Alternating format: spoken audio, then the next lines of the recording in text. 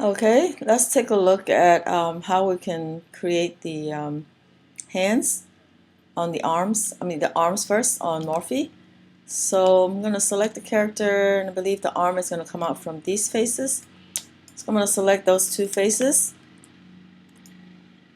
I'm going to hit extrude, and I'm just going to pull them out slightly for the shoulder.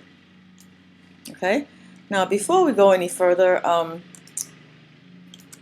these arms are going to come out in kind of a weird shape, so we need to match the shape of the arm to the references on our picture, on our template. So what I'm attempting to do is to match the faces approximately to this oval shape, so the arms will come out a little more rounded. So with the faces selected, I'm going to go to select vertex. So now it's going to change to the vertex selection, but I think it's going to select more than that, so let's just deselect them. And I need, let me take a look, make sure I'm getting the right points. Okay, I need to move these. Alright, so I'm going to scale them in first to get them a little smaller. I'm going to move them down and give them another scale. I'm going to take these 2 points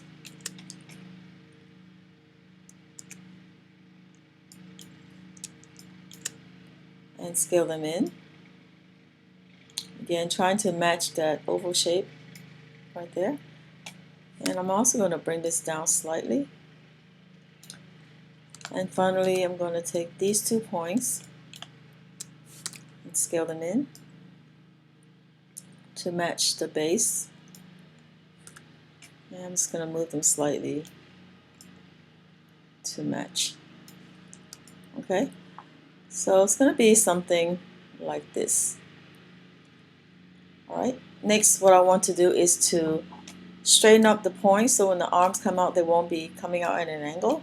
So I'm just going to grab those points, use my scale tool, and kind of drag it that way so the points become straight.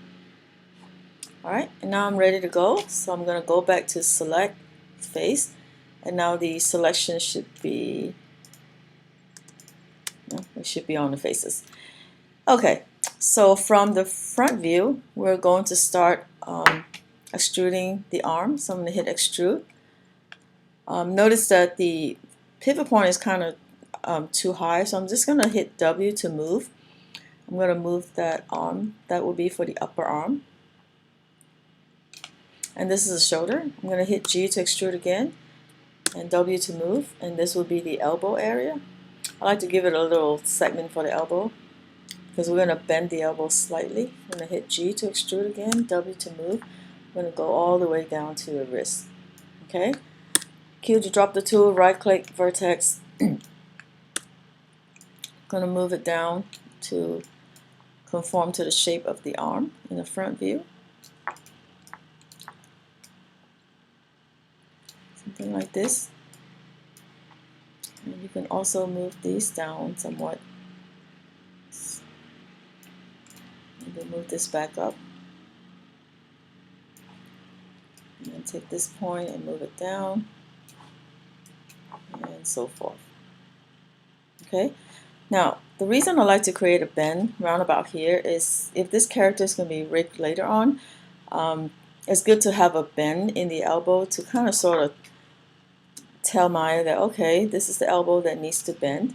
So I'm just going to go to any views. You can just perspective or the top view and kind of gently push it back slightly. Okay, so now we have a nice shape for the arm, and if I right click and smooth this object, it looks okay. Alright, now if you want the lower arm, the lower part of the arm to be a little smaller than the upper part of the arm, you can definitely take these points, maybe from here, and kind of just scale them in slightly so they're a little bit smaller. Again, make sure your reference is matched up.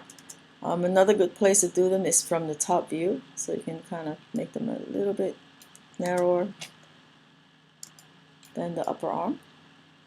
Okay, what we're going for is this is going to be forming the arm, so you want to make sure that this part is as more like an oval as possible. So I'm going to adjust these points slightly by highlighting the point and making sure that I give it a slight adjustment so we have more of a rounded shape.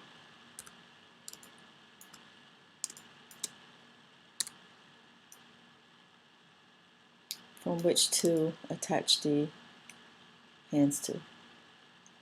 Okay? Alright.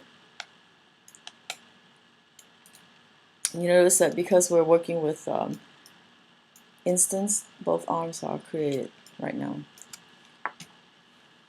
Alright, so I'll see you next video for the hands.